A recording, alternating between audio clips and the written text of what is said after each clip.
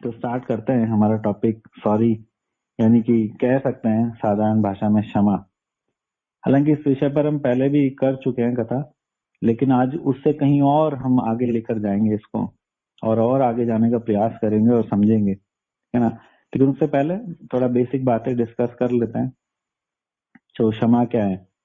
तो क्षमा हम देखते हैं भगवान भगवत गीता में भी बड़ा फोर्स कर रहे हैं, बहुत जोर डाल रहे हैं कि भक्तों में एक गुण को लेके, कि ये जो गुण है क्षमा का गुण, उसको लेके भगवान बहुत स्पेसिफिक रहते हैं ऑलवेज, कि भक्त के अंदर क्षमा करने का गुण, क्षमा करने का, क्षमा मांगने का गुण होना ही चाहिए। अद्वेष्टा सर्वभूतानां मित्र करुणे विच निर्ममो निरहंकारो सम सुख दुख शमी, है ना। ये सारे गुण भगवान एक भक्त के अंदर एक्सपेक्ट करते हैं, और तभी वो भक्त भगवान का प्रिय कहलाता है। तो ये शुद्ध भक्तों, जो शुद्ध भक्त हैं, उनके जो सर्व प्रमुख गुण है उनमें से एक होता है क्षमा। और एक्चुअली हम बात शुद्ध भक्तों की क्यों करें? हाँ, जिसको भी एक सुंदर जीवन व्यतीत करना है ना, उन सबको क्षमा करना आना चाहिए, क्षमा करना, क्षमा मांगना आना चाहिए। क्योंकि मनुष्य जो है वो एकाकी जीवन तो जीता नहीं, मनुष्य एक सामाजिक प्राणी है, और सारे अन्य मनुष्यों के बीच में रहता है, सोशल क्रीचर मनुष्य को बोला जाता है। तो क्योंकि अलग अलग लोगों के बीच रहते हैं तो वैचारिक मतभेद होते हैं, स्वभावगत मतभेद होते हैं, और उस वजह से कई सारी गलतियां होती रहती हैं, है ना। तो इसलिए गुण की बड़ी आवश्यकता है। और सिमिलरली भक्ति का जो जीवन है तो वो भी एकाकी नहीं है ना, कि भाई गुफा में चले गए या नदी के तट पर एकांत जीवन व्यतीत कर रहे हैं, तो ऐसा तो है नहीं।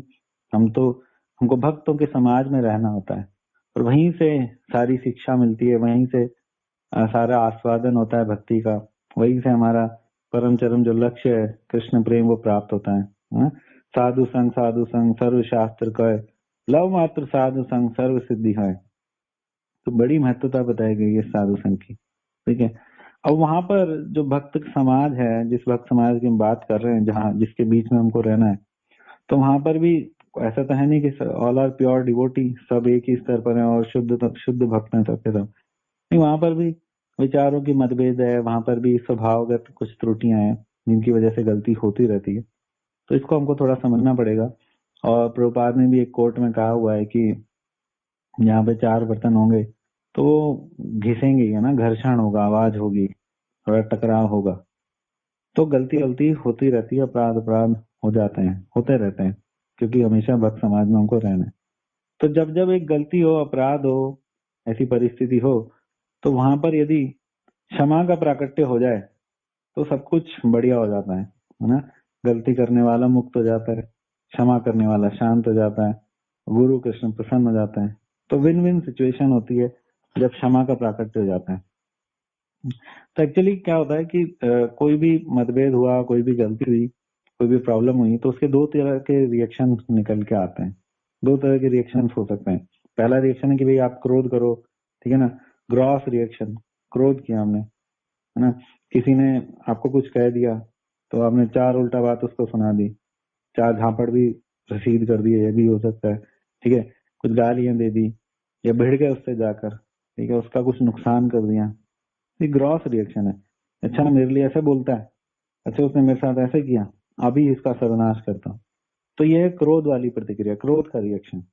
और क्रोध जो है वास्तव में एक आसुरी लक्षण है ना, असुरों का गुण है, ये असुरों की संपत्ति है। भगवान भगवत गीता में कह रहे हैं, दम्भो दर्पो अभिमानश्च क्रोध पारुष्यमेव च अज्ञानम चाभिजातस्य पार्थ संपदम आसुरी। पार्थ ये असुर की संपदा है, असुर की संपत्ति है। क्रोध जो है, क्रोध को असुर व्यक्ति अपनी संपत्ति समझता है। जैसे आपने एक धनवान व्यक्ति को देखा हो, बहुत धनवान है, तो उसकी संपत्ति है उसका धन। तो धन को क्या करता है वो, बात बात पे बाहर निकालता है, खर्चता है ना, दूसरों के सामने दिखाता है। तो उसी तरीके से, क्योंकि वो संपत्ति समझता है उसको अपनी, कि मेरा धन है, मैं इसको चाहे जैसे मर्जी खर्च करूं। तो उसी तरीके से एक असुर व्यक्ति भी क्रोध को अपनी संपत्ति समझता है और उसको तुरंत बाहर निकाल रहा है, फटाफट प्रकट करता है। तो जो बार बार क्रोध प्रकट करे, दैट मीन्स ही इज असुर, और असुर है। अम्बरीश महाराज की कथा हम सबने सुनी हुई है कई बार। तो दुर्वासा मुनि ने उनको छोटी सी बात पे जबरदस्ती इतना बड़ा क्रोध किया। अच्छा तू बड़ा चक्रवर्ती सम्राट बनता है, अभी तुझे सर्वनाश करता हूँ तेरा। तुरंत अपना बाल तोड़ के जमीन पे मारा, वो कृष्णा नाम के राक्षसी प्रकट कर दी। तो फिर परिणाम क्या हुआ, इस क्रोध का क्या परिणाम हुआ, भगवान ने भेजा सुदर्शन। छोटी सी बात पे इतना बड़ा क्रोध कर रहे हैं, उसको मारने जा रहे हैं भगवान के भक्त को, भगवान ने अपना सुदर्शन चक्र भेजा। वो राक्षसी तो मारी ही मारी सुदर्शन ने, दुर्वासा मुनि के पीछे लग गया। अभी दुर्वासा मुनि की जान पे नौबत आ गई, प्राण प्राण घातक हमला हो गया। अब दुर्वासा मुनि भाग रहे हैं सारे लोकों में, है ना। तो जो सारे लोकों में उनका ऐश्वर्य था, उनका यश था, दुर्वासा मुनि कितने महान है, कितने ऊंचे हैं, सब घबराते थे, तो सारा नष्ट कर दिया। सारे लोगों ने दर्शन कर लिया कि कैसे दुर्वासा मुनि भाग रहे हैं और सुदर्शन पीछे पीछे भाग रहा है। तो वही गीता कह रही है कि महाशनो महापापमा विद्यम नित्य वेरिणा, कि अर्जुन ये काम ऐसा क्रोध ऐसा रजोगुण समझ, ये जो क्रोध है जो रजोगुण से उत्पन्न होता है, काम का पुत्र, ये महाशनो महापापमा, महाशनो मतलब कि अशनो मतलब खाना, ये सब कुछ खा जाएगा। तुम्हारा जो कुछ है, जो जो तुम्हारी संपत्ति है, जैसे तुम्हारा धन ऐश्वर्य, सगे संबंधी, तुम्हारा व्यवहार, तुम्हारी प्रतिष्ठा, सब खा जाएगा। इतना पापी पेट है इसका, महापापमा। और विद्या नित्य वैरिणा, नित्य वैरी है, अनवरत शत्रु है तुम्हारा ये। हमको लग रहा है सामने वाला शत्रु है, अभी भस्मीभूत कर देता हूँ क्रोध से, नहीं भैया ये क्रोध शत्रु है, वो नहीं है शत्रु। तो ये एक एक प्रॉब्लम का, एक गलती का ग्रॉस रिएक्शन जब सामने आता है तो वो ये है क्रोध। तो इससे हमको बचना चाहिए। लेकिन ऑन द कॉन्ट्रेरी बिल्कुल ऑपोजिट एक दूसरा रिएक्शन होता है जो कि बहुत सुंदर है, जिसकी शास्त्रों में अनंत महिमा का गुणगान किया है। पीछे महाराज का कोट भी आया हुआ था, बहुत ही अच्छा कोट था। तो वो रिएक्शन बनता है क्षमा करने का, है ना। और ये जो क्षमा करने का काम है, ये वास्तव में बहुत ही शक्तिशाली, बहुत ही बहादुर व्यक्ति का कार्य है। बहुत करेज लगता है क्षमा करने में, है ना। परशुराम जी का वर्णन आता है, परशुराम जी के पिताजी की हत्या कर दी, सारे सारे जो भार्गव समाज थे, ब्राह्मण समाज थे, उनको प्रताड़ित किया। ये क्या नाम था उसका, सहस्त्रार्जुन राजा ने। परशुराम जी ने बोला कि ठीक है मैं क्षमा कर दूंगा अगर वो क्षमा आके मांग लेगा। कितना करेज लगता है, शक्तिवान व्यक्ति कर सकता है। हम जानते हैं परशुराम जी का क्या बल है, क्या शक्ति उनकी। तो जिसने हमको हानि पहुंचाई, जिसने हृदय दुखाया, जिसको हमने इतना प्रेम दिया, उसके लिए इतना कुछ किया, फिर भी उसने हमारे साथ ऐसा किया, और फिर भी क्षमा भी हमको ही करना पड़ रहा है ना। कितना करेजियस काम है, कितना शक्ति चाहिए इसके लिए, कितना बल चाहिए इसके लिए, साहस चाहिए क्षमा करने के लिए। तो क्षमा जो है साहसी लोगों का कार्य है ना, इसलिए हमको कर देना चाहिए, है ना। और क्या सोच के कर देना चाहिए, 3 बातें सोचनी चाहिए दिमाग में, 3 बातें सोचनी चाहिए। पहली बात सोचनी चाहिए कि अगर मैं क्रोध करता हूँ तो इस व्यक्ति के साथ मेरा, मैं इसको क्षमा नहीं करता हूँ अगर, तो इस व्यक्ति के साथ मेरा एक लेन देन का अकाउंट खुल जाएगा। जैसे परचूनी की दुकान पे हमारा होता है ना, खाता चलता रहता है, वो खाता कभी बंद ही नहीं होता उधार का। तो इसके साथ मेरा लेन देन का एक अकाउंट खुल जाएगा, और वो अकाउंट का मतलब है कर्मों का बंधन, ठीक है ना। अगर हर क्रिया की प्रतिक्रिया देते रहेंगे, और प्रतिक्रिया की फिर प्रतिक्रिया, फिर प्रतिक्रिया की प्रतिक्रिया, यानी क्षमा नहीं हो रहा है, तो फिर एक अनंत अनंत चक्र, काल काल कर्म का, कर्म बंधन का अनंत चक्र में फंस जाएंगे। विशियस साइकिल है, शास्त्रों में इसको विशियस साइकिल बोला गया, कुचक्र है ये, बहुत भयंकर है। तो अगर इससे निकलना है, क्षमा कर दो, ठीक है ना। दूसरा बात सोचनी चाहिए कि मैं क्यों अपनी मानसिक शांति भंग करूं, आई डिजर्व पीस, शांति पर मेरा जन्म सिद्ध अधिकार है। तो इसने जो किया करने दो, मैं क्यों अपनी शांति भंग करूं, ये सबसे बड़ा रीजन है ना। Forgive if you want your, if you deserve your peace, है ना। तो इसलिए क्षमा कर दो। भक्ति सिद्धांता कहते थे कि अगर आपके सड़क पे कांटे, कीले, पत्थर ही पड़े हुए हैं, तो आप सबको हटाने लग जाओ, हटा रहे हो साफ कर रहे हो, तो लक्ष्य तक तो पहुंच ही नहीं पाओगे, बहुत लेट हो जाओगे। चुपचाप जूते पहनो, निकल जाओ शांति से। तो वही करना है, इग्नोर करो, क्षमा का जूता पहनो और निकल जाओ फटाफट, फंसो मत किसी लफड़े में। और तीसरा तीसरा ये सोचकर कि गुरु और कृष्ण जो हैं वो भी मेरे अनगिनत अपराधों को क्षमा कर देते हैं, अनगिनत गलतियों को क्षमा कर देते हैं, तो मैं कौन सा इतना वीआईपी हूँ जो मैं क्षमा नहीं करता। तो ये 3 चीजें सोचकर हमको क्षमा कर देनी चाहिए। अब ये हमने बेसिक चीज देखी। अब हम आते हैं आज के हमारे पॉइंट ऑफ डिस्कशन पे, जो कि है सॉरी, यानी कि हम बात करने वाले हैं क्षमा मांगने पर, है ना। तो इस पे हम थोड़ा ज्यादा बात करेंगे, सॉरी कहना, क्षमा मांगना। और ये देखें अगर हम वास्तव में, तो ये और ज्यादा बहादुरी का काम है ना। बड़ा मुश्किल है सॉरी कहना। छोटे छोटे बच्चों को आप देखेंगे आजकल सॉरी नहीं बोलते हैं। जैसे उनको सॉरी का मतलब समझ में आने लगता है कि हमको क्षमा मांगनी पड़ रही है, हमको हम नीचा हो रहे हैं, तो सॉरी नहीं बोलते हैं। लेकिन भगवान जो है हर व्यक्ति का ये नोट करते हैं गुण, कि ये व्यक्ति क्षमा प्रार्थना करने में कितना समय लगाता है। भगवान कह रहे हैं ना भगवत गीता में, यस्मान न द्विजते लोको लोका न द्विजते चय हर्ष मर्ष भयो देखो यह मुक्तो सच में प्रिय। कि जो लोगों को उद्वेगित नहीं करता और जो उद्वेगित नहीं होता। उद्वेग की सिचुएशन तो आएगी, हमने डिस्कस किया कि भक्त समाज में रहेंगे तो गड़बड़े तो होंगी, बहुत सारी गड़बड़े होंगी। तो जब उद्वेगित हम करें किसी को तो तुरंत क्षमा मांग ले। कोई हमें उद्वेगित करे तो हम क्षमा कर दें, और जैसे कोई हम किसी को उद्वेगित कर दें गलती से, हमारे आचरण से, हमारे व्यवहार से, हमारी किसी क्रिया से, हमारी वाणी से, तो तुरंत क्षमा प्रार्थना कर ले। तो क्षमा कर दो और क्षमा मांग लो। अब ये तो हमें पता होता है भक्तों में भी कि भक्त लोग जो है फटाफट थोड़ा सॉरी बोल देते हैं, है ना। सॉरी प्रभु जी, सॉरी माता जी। अच्छा भी है, क्योंकि बाहर के लोग अगर बाहर समाज का अगर कल्चर देखें, बाहर की सभ्यता देखें, सॉरी वॉरी का इतना कल्चर है नहीं। भक्त लोग लेकिन फिर भी बोल देते हैं, तो ये एक अच्छा स्तर है। इतना एटिकेट्स अगर हमारे अंदर है, दैट शोज कि हमारे अंदर इतना एटिकेट्स है कि हम सॉरी बोल देते हैं तुरंत। और अंग्रेजों ने वास्तव में कितना अच्छा शब्द दिया ना, छोटा सा शॉर्टकट में काम हो जाता है। 5 लेटर्स का शब्द दे दिया सॉरी, है ना। मुझे क्षमा करें, प्लीज फॉरगिव मी, सॉरी। लेकिन इस 5 लेटर के शब्द को हम जेब में सैनिटाइजर की तरह लेकर घूमते हैं, है ना। हाथ गंदा हो जाएगा तो तुरंत हैंड सैनिटाइजर यूज करके साफ कर लेते हैं। जैसे कोरोना में क्या हो गया था, हर एक की जेब में पर्सनल सैनिटाइजर होता था, है ना। जैसे ही हाथ गंदा हो तुरंत सैनिटाइज कर लो, है ना? तो उसी तरीके से सॉरी को भी हमने हैंड सैनिटाइजर बना लिया। इसकी जो वैल्यू है वो एक हैंड सैनिटाइजर की जैसे रह गई है कि जहां जरूरत लगे तुरंत सॉरी बोलो, बात खत्म, है ना। हैंड सैनिटाइजर कर लिया, जंग खत्म हो गया, कोरोना खत्म। तो सॉरी बोल दिया, बात खत्म, गलती खत्म। नहीं नहीं, अभी गलती खत्म नहीं हुई है, अभी अपराध खत्म नहीं हुआ है। क्षमा प्रार्थना करने का, सॉरी कहने का अपने आप में एक विज्ञान है। इसके 3 सुंदर इंग्रेडिएंट्स हैं जो हमको समझने चाहिए, उसके बिना अधूरा है सारा काम। पहला इंग्रेडिएंट है कि पहला तो यही है कि तुरंत सॉरी बोलो फटाफट। जैसे ही गलती पता चले, अपराध पता चले, फटाफट से सॉरी कह दो, क्षमा प्रार्थना कर लो, प्लीज फॉरगिव मी प्रभु जी, माता जी, महाराज प्लीज फॉरगिव मी। तुरंत क्षमा मांग लो, ठीक है ना। अब यहाँ पर गाड़ी नहीं रोकनी, हमारी गाड़ी जनरली यहीं रुक जाती है। इसके आगे 2 चीजें और है। इसके बाद में दूसरी चीज आती है आत्मग्लानि। जब तक हमारे हृदय में किसी गलती के बाद, किसी अपराध के पश्चात हृदय के अंदर आत्मग्लानि नहीं उठ रही, तब तक हमारा सॉरी कहना पान को थूकने जैसा है। जैसा आपने देखा होगा किसी व्यक्ति को जो बहुत पान खाता है तो वो बार बार थूकता है, ठीक है?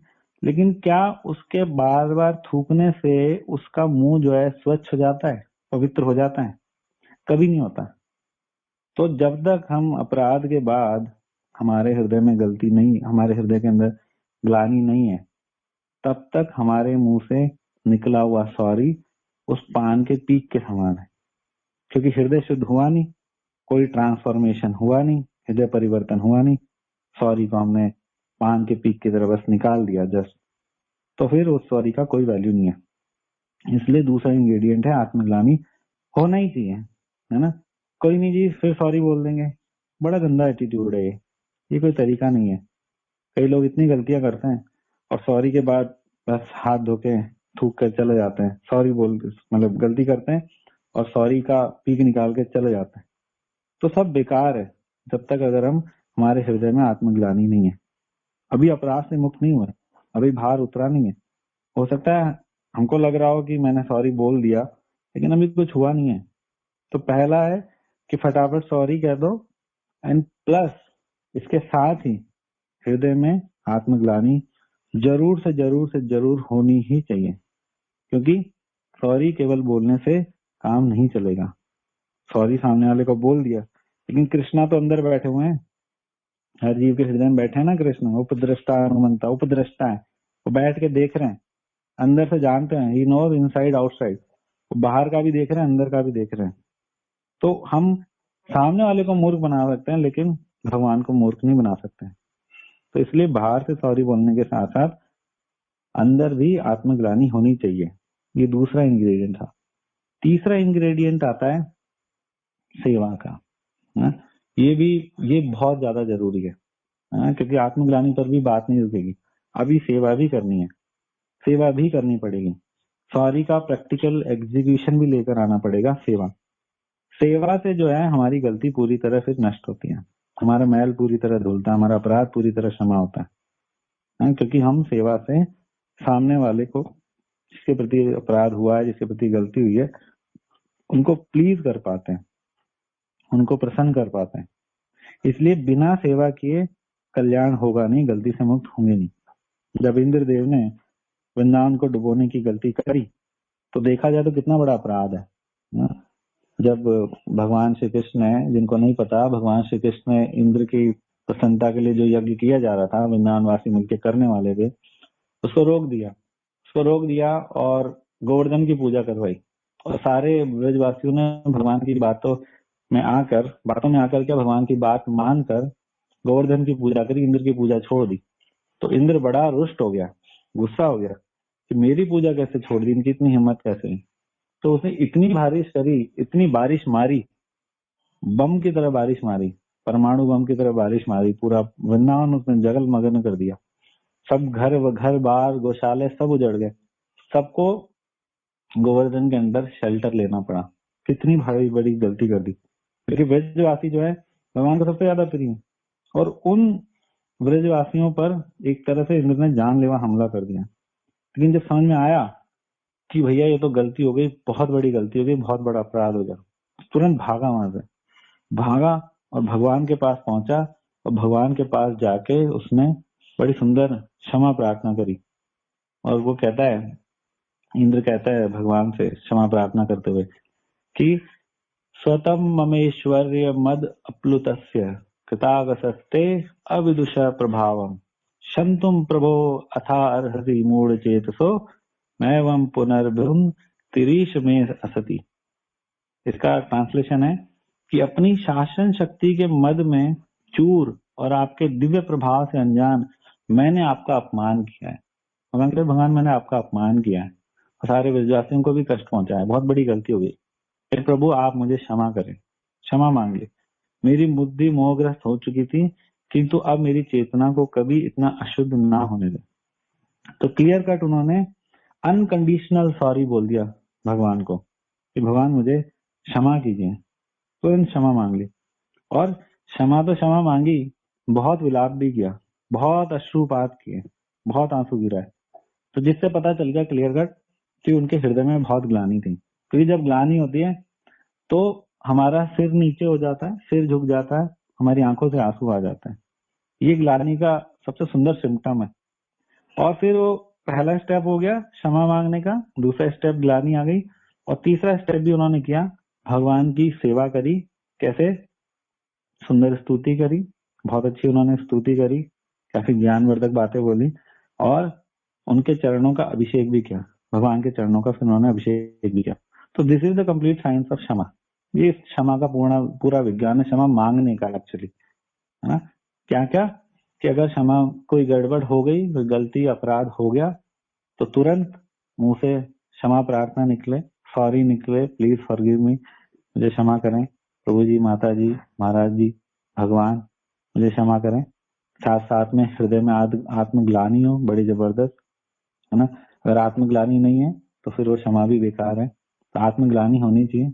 आत्मग्लानि जब होती है तो हमारा सिर नीचे हो जाता है, शर्म के मारे शर्मसार हो जाते हैं, और आंखों में आंसू भी आ सकते हैं, आंखों में आंसू भी आता है ना। तीसरा, सेवा फिर होनी चाहिए, फिर उनकी सेवा करें पूरी तन्मयता के साथ, पूरे प्रेम और पूरी भावना के साथ, कि मेरे अपराध का अब यही मूल्य मुझे चुकाना है कि मैं उनको सेवा करके प्रसन्न कर लूं। जो गलती या अपराध करके मैंने इनको रुष्ट कर दिया, अब अपनी सेवा के माध्यम से मैं इनको प्रसन्न कर पाऊं। तो इस भावना के साथ फिर सेवा करनी चाहिए। लेकिन ज्यादातर ऐसा होता नहीं है ना, कि ये जो तीसरा स्टेप है ये तो कभी आता ही नहीं है सेवा करने का। कोई गलती होगी, कोई अपराध होगी, तो सेवा करने का स्टेप तो आता ही नहीं है, है ना। जनरली ये नहीं होता, और ज्यादातर कई बार ये भी होता है कि दूसरा स्टेप भी नहीं होता, ग्लानि भी नहीं होती, केवल बस सॉरी बोल देते हैं, ठीक है, क्षमा प्रार्थना भी नहीं करते, बस सॉरी बोल देते हैं, सॉरी, ठीक है, सॉरी प्रभु जी, सॉरी माता जी, ये मैसेज कर देंगे, प्रभु जी आई एम रियली सॉरी, ठीक है ना, रियली लगा देंगे, थोड़ा और वजन डालना है, आई एम रियली, और वजन डालना है ना, और ज्यादा सामने वाले कन्विंस करना है, आई एम एक्सट्रीमली सॉरी। तो सॉरी के आगे विशेषण लगाए जा रहे हैं, लेकिन ना ग्लानि है ना कोई सेवा है, तो वो भी गड़बड़ है ना। और सोचते हैं कि चलो जी स्यापा मुका, क्लेश खत्म हो गया, है ना, लेकिन ऐसा नहीं है। तो जो ऐसे भक्त होते हैं वो ऐसा पोज करते हैं कि बोलते भी कि तो जी मैं तो बहुत मूर्ख हूँ, माता जी मैं तो बहुत मूर्खिन हूँ, है, मूर्ख का फीमेल वर्जन मूर्खिन, तो मैं बहुत मूर्खिन हूँ, मुझे क्षमा कर दो। लेकिन हृदय में ऐसा कुछ नहीं होता, हृदय में पता है कि हम स्मार्ट हैं, है ना, वो बाई चांस हम इस बार पकड़े गए, अगली बार नहीं पकड़े जाएंगे, तो अपने को क्लियर होता है। तो ऐसा नहीं होना चाहिए। अगर वास्तव में ग्लानि है तो ग्लानि वाला व्यक्ति ये इंश्योर करता है, ये सुनिश्चित करता है कि हम गलती को दोबारा नहीं करेंगे, दोबारा हमसे गलती नहीं हुई, और गलती बार बार हो रही है तो दैट मीन्स वो सॉरी, वो आत्मग्लानि भी फर्जी है ना। खुद को कह तो रहे हैं कि मैं मूर्ख हूँ महाराज, मैं बहुत मूर्ख हूँ, प्रभु जी मैं बहुत मूर्ख हूँ, लेकिन वास्तव में है ओवर स्मार्ट, ओवर स्मार्ट है, बहुत ज्यादा स्मार्ट है। महाप्रभु कहते थे ना, गुरु आमी मूर्ख देखी करिले शासन, तो इस लाइन को हमने पकड़ लिया, क्या कि इस कौन में जीना है, समाज में जीना है, तो मुंह पे मूर्ख शब्द रखना कि मैं तो मूर्ख हूँ, मुझसे गलतियां होती, मैं तो मूर्ख हूँ, मुझसे गलतियां होती, मैं तो मूर्ख हूँ, मुझसे गलतियां होती, लेकिन आगे का भूल जाते हैं, करिले शासन, शासन का अधिकार देना है। हमारे श्रेष्ठ जन जो है, वरिष्ठ जन जो है, वो शासन का अधिकार दे रहे हैं कि आप हमें करेक्ट भी करो, हमें सुधारो, डांटो, फटकारो, ताड़ो, मारो, पीटो, जो करना है करो, हमको ठीक करो, हमको ये गलतियां अब दोबारा नहीं चाहिए, हमको आप दोबारा नहीं करना।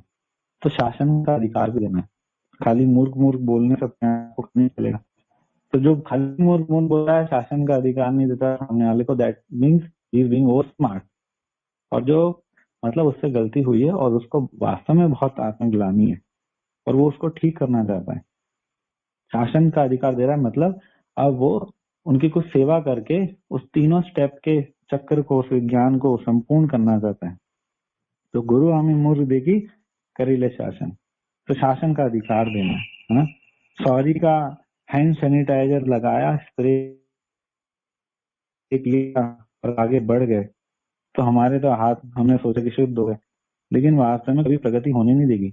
ये जो हमारी टेंडेंसी है, हमारा जो स्टाइल है, इस स्टाइल कभी हमारा प्रगति होने नहीं देगा।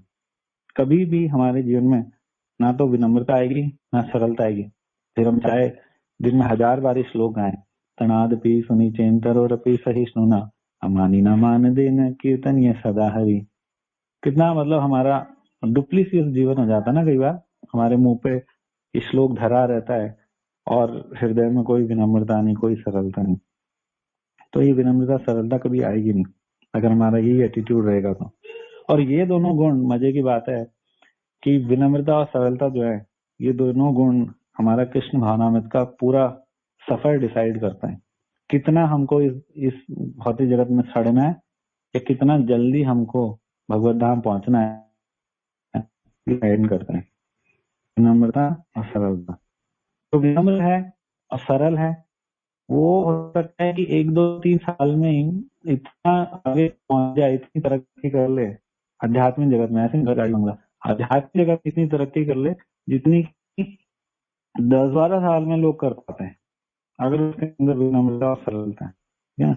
और जहाँ पे विनम्रता और सरलता नहीं है, वहां पे रगड़ते रहो नाला, है ना, बहुत टाइम लगेगा। 10 साल का काम, 10 साल में जो लेवल अचीव होता, हो सकता है वो 10 जन्म लग गए वो करने में, है ना। तो इसलिए विनम्रता और सरलता और करने, सॉरी, क्षमा प्रार्थना करने से, ग्लानि के साथ और हृदय से ग्लानि के साथ और सेवा करने से आती है। अदरवाइज क्या है, कपट। सरलता नहीं है, दैट मीन हाँ पर कपट है। तो क्लियर कट कपट हो गया है ना। बार बार सॉरी बोलना, बार बार फिर वही गलती करना, कोई ज्ञानी नहीं, कोई सेवा नहीं। हाँ, भक्ति सिद्धांत कहते थे, गुरु जी बता रहे थे कि बड़ों का कर्तव्य है क्षमा करना, छोटों का कर्तव्य है सहिष्णु होना।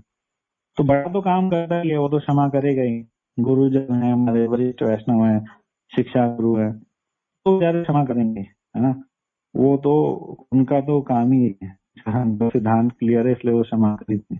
लेकिन अगर हमारा क्षमा प्रार्थना पान के पीक के जैसा है, बिना ज्ञानी, बिना सेवा भाव वाला, तो केवल और केवल ही हमारे हृदय के कपट को ही बढ़ाएगा। और फिर उस परिस्थिति में हम हमारे वरिष्ठ वैष्णव का, हमारे शिक्षा गुरु, दीक्षा गुरु का जो कृपा है, उनकी कृपा को ठुकराएंगे, क्लियर कट ठुकराएंगे, है ना। और फिर एक दिन बड़े ब्लंडर्स करेंगे। आज छोटी गलतियां करते हैं, तो फिर परमाणु बम वाली गलती करेंगे, बहुत बड़ी गलती करेंगे, और तब कुछ खत्म हो जाएगा, है ना। कैसे भक्त अपने गुरु और वरिष्ठ वैष्णव से प्रेम की उम्मीद रख सकता है अगर वो बार बार सॉरी बोल रहा है, उसको कोई गिल्ट नहीं, कोई सेवा नहीं है। हाँ? इसमें बड़ा सुंदर प्रसंग आता है इतिहास में। गोपीनाथ पटनायक, जो कि भवानंद राय के पुत्र थे।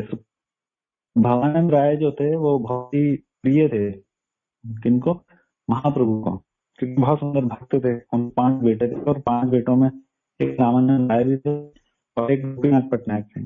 तो गोपीनाथ पटनायक, रामानंद राय, 5 बेटों को जो प्रताप का बेटा था उसने बहुत अच्छी इंपॉर्टेंट पोजीशन दी हुई थी, है ना।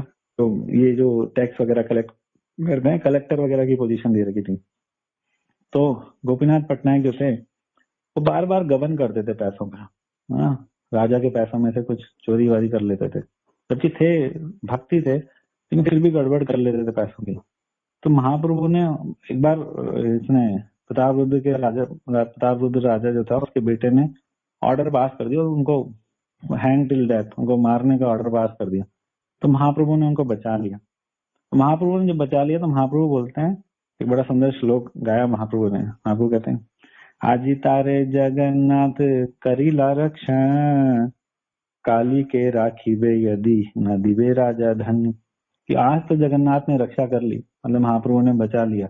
अगर बार बार यही गलती करता रहेगा, बार बार चीटिंग करता रहेगा, बार बार गबन करता रहेगा गोपीनाथ पटनायक, तो कल नहीं होगा, फिर कल उसकी रक्षा नहीं होगी। तो अगर हमने अपनी ये टेंडेंसी नहीं बदली बार बार गलती करने की, है ना, तो फिर हमारा कल रक्षा नहीं होगा। आज हो सकता है रक्षा हो गई हो, आज चल रहे हो, भक्ति में हमारी गाड़ी चल रही है, कल हमारी रक्षा नहीं होगी। इसलिए बहुत जरूरी है। और बार बार गलती उसी परिस्थिति में नहीं होती जब हम एक गलती को ही पूरी ग्लानि के साथ और सेवा के साथ जड़ से उखाड़ के फेंक दें, तो उस परिस्थिति में फिर हमारे फिक्स हो जाता है, हमसे कभी वो गलती नहीं होती। अगर खाली सॉरी बोल के हाथ धो के चले गए तो दैट मीन्स कि अंदर कुछ नहीं है, हमने अपने आप को ओवर स्मार्ट समझ रखा है और हम फिर वो गलती करेंगे, बार बार करेंगे, और बार बार करेंगे तो एक दिन फिर भयंकर ब्लंडर होगी।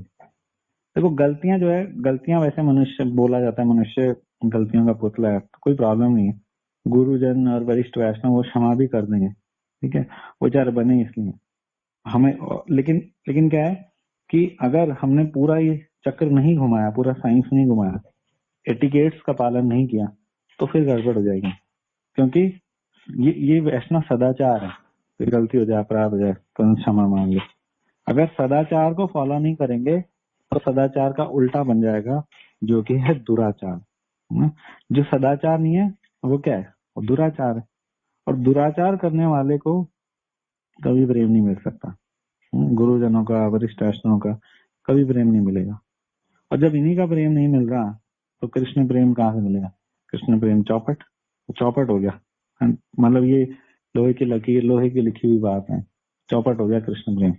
जब मिट्टी पे लिखते हैं ना तो मिट्टी वाला मिट जाता है, लेकिन अगर पत्थर पे लिख देते हैं कुछ तो लंबे समय तक रहता है, परमानेंट हो जाता है वो, सर्दी गर्मी बरसात हर सीजन में परमानेंट है।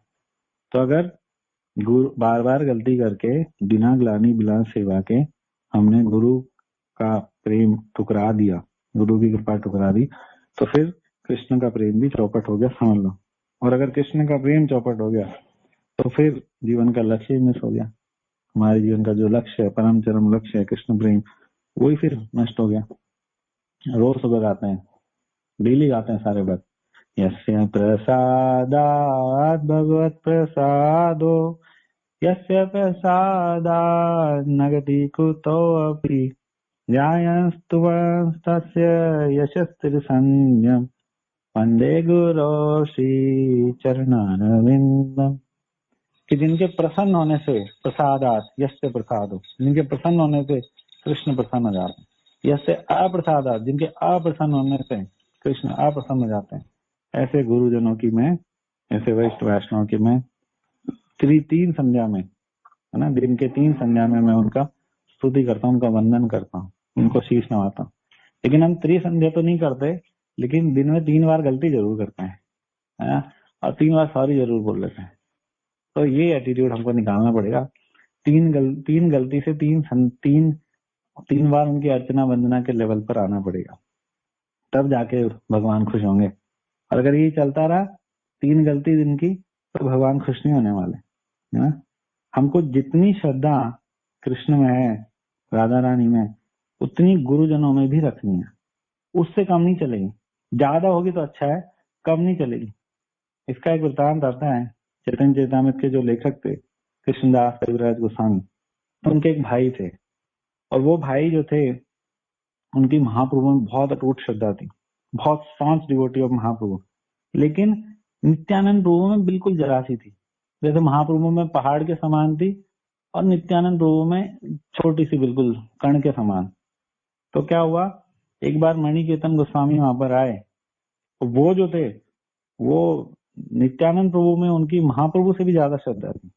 उनका उल्टा था, मतलब उल्टा नहीं था, महाप्रभु में बहुत थी, लेकिन कई कई गुना ज्यादा नित्यानंद प्रभु में थी। तो उनसे सबने आशीर्वाद लिया, और उन्होंने फिर कृष्णदास कविराज गोस्वामी के जो भाई थे, जिनकी नित्यानंद प्रभु में श्रद्धा नहीं थी, उनको आशीर्वाद नहीं दिया, क्योंकि उन्होंने देखा कि इसके गुरुजनों में श्रद्धा नहीं है, इष्ट वैष्णव में श्रद्धा नहीं है, तो इसको आशीर्वाद नहीं देंगे। उनको आशीर्वाद नहीं दिया, और फिर रिजल्ट क्या हुआ, उनका पतन हो गया। उन भाई का, जो भाई थे कृष्णदास कविराज गोस्वामी के, उनका पतन हो गया, क्योंकि उनकी नित्यानंद प्रभु में, यानी कि गुरुजनों में कोई श्रद्धा नहीं थी। तो गुरुजन, वरिष्ठ वैष्णव, नित्यानंद प्रभु और राधा रानी के प्रतिनिधि हैं, उनके प्रति हमारी पूर्ण श्रद्धा होनी चाहिए। गलती हो जाती है, अपराध भी हो सकते हैं, कोई प्रॉब्लम नहीं है, लेकिन अगर सॉरी के साइकिल को पूरा घुमा दिया, एक बार चक्कर को पूरा कर लिया, तो फिर सब ठीक रहेगा, चलता रहेगा, है ना। सॉरी, गिल्टी और सर्विस, सॉरी, आत्मग्लानि और सेवा, ये करते रहेंगे, कृपा मिलती रहेगी, कृष्ण खुश होते रहेंगे। लेकिन सेम गलती बार बार रिपीट नहीं होनी चाहिए, क्योंकि हम बड़ी बड़ी सेवाएं करते हैं, मान लो कोई भक्त है, कोई बड़ी बड़ी सेवाएं कर रहा है, तो छोटी मोटी गलतियां, नई नई गलतियां होती रहेंगी, लेकिन बार बार रिपीट नहीं होनी चाहिए गलती। अगर बार बार वही गलती हो रही है, तो दैट मीन्स चांसेस हैं कि कपटवश वो गलती कर रहा है, उसके अंदर ग्लानि भी नहीं है, फिर उसको सेवा से भी वो करेक्ट नहीं कर रहा, तो फिर कपटवश गलती कर रहा है, ये बहुत गलत है। और वो फिर जानबूझ के, नित्यानंद प्रभु जो करुणा के सागर हैं, करुणा सिंधु हैं, ये हमारे गुरुजन जो कि उन्हीं के पार्षद हैं, गुणार्णवस्य संसार दावा नल लीडर लोग, त्रणाय कारुण्य, मतलब करुणा के बादल हैं, उनकी कृपा को फिर वो ठुकरा रहा है। तो इसलिए हमको बहुत केयरफुल होना चाहिए साइकिल को पूरा करने के लिए। अब डिस्कस करते हैं कि क्यों बार बार गलतियां होती हैं, गलतियों का क्या रीजन है बार बार होने का। तो पहला रीजन जो प्रभु जी बताते हैं वो ये है कि हमारे अंदर भौतिकता बसी हुई है ना। हम हैं तो अध्यात्म में, आध्यात्मिक पथ पे चल रहे हैं, लेकिन अभी हमको बहुत सारी चीजें चाहिए। अभी हमको पैसा चाहिए, अभी हमको फॉलोअर्स चाहिए हमारे, अभी हमको मान सम्मान चाहिए, अभी हमें चाहिए कि प्रभु जी मेरे को कथा कराएं, है ना। बहुत सारे हमको भौतिक चीजें चाहिए, भौतिक लाभ चाहिए। तो इसलिए हमसे, क्योंकि हमें ये सारी चीजें चाहिए होती हैं, इसलिए हमसे बार बार गड़बड़ होती है, और इसलिए हमारे अंदर बड़ा प्रयास करके, बड़ा प्रयत्न करके भी ग्लानि नहीं आ पाती, इसलिए हम सेवा भी नहीं कर पाते, है ना। क्योंकि ये जो भौतिक है, इस भक्ति को खा जाती है, एकदम ऑपोजिट है।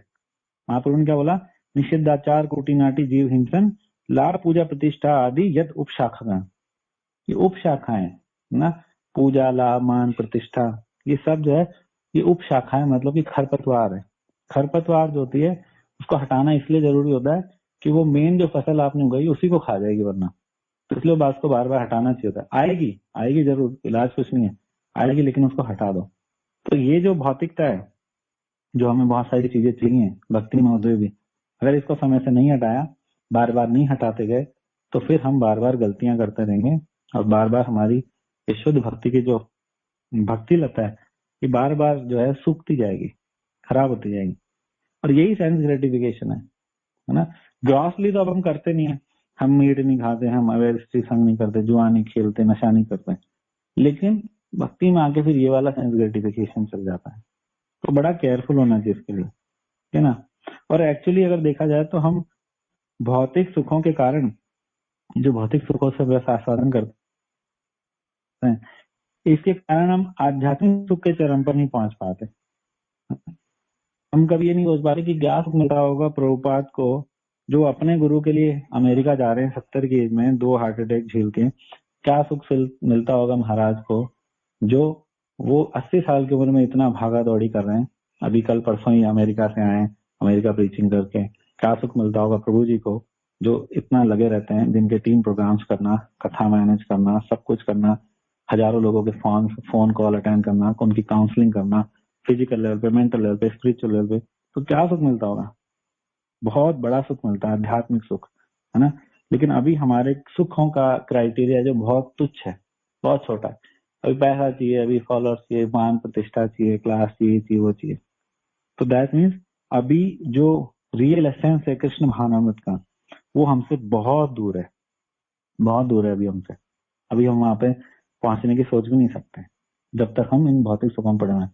एंड दूसरा, अनदर इम्पोर्टेंट रीजन ऑफ गलतियां, by committing mistakes again and again, वो है ध्यान योग की कमी। हमारा ध्यान योग बड़ा खराब है। हमको भगवत गीता में सारे चैप्टर बढ़िया लगते हैं, ध्यान योग वाला चैप्टर हमें बढ़िया नहीं लगता, उसको हम कम से कम पढ़ते हैं क्योंकि हमारा बड़ा डिस्टर्ब रहता है ना। हमारा ध्यान अक्सर जो भटक जाता है, हमारा फोकस जो है, लक्ष्य तो बनाते हैं शुद्ध भक्ति का, है ना, गुरुजनों की प्रसन्नता का, लेकिन उससे हटकर फिर अपना एजेंडा हो जाता है। इसको कहते हैं प्रमाद में आ जाना। तो प्रमाद में आ जाते हैं बार बार, है? कुछ समय तो हमको याद रहता है भक्ति के सिद्धांत, बड़े बड़े सिद्धांत, या गुरुजनों की जो हम पर कृपा है, हम पर उपकार है, कुछ समय तो याद रहता है। लेकिन फिर जैसे ही हमारे पास कुछ आने लगता है ना, धन आ गया, थोड़ा सा फॉलोअर्स आ गए, 8-10 हमारे फॉलोअर्स हो गए, कथा सुनने वाले हो गए, हमको सपोर्ट करने वाले हो गए, तो फिर तो हमको लगता है भाई अभी अभी हमारा फोकस सिर्फ दासों का दास से हटके प्रभुओं का प्रभु हो जाता है ना। हमको सिखाया जाता है दासो अस्मि, अभी दासो अस्मि मुंह पे रह गया, अभी अंदर क्या हो गया, प्रभु अस्मि, मैं प्रभुओं का प्रभु हूँ, है ना? प्रभु जी का भी प्रभु जी मैं हूँ, ठीक है ना। तो ये है प्रभुपाद, ये है, इसको बोलते हैं, प्रभुपाद कहते हैं इसको प्रमाद।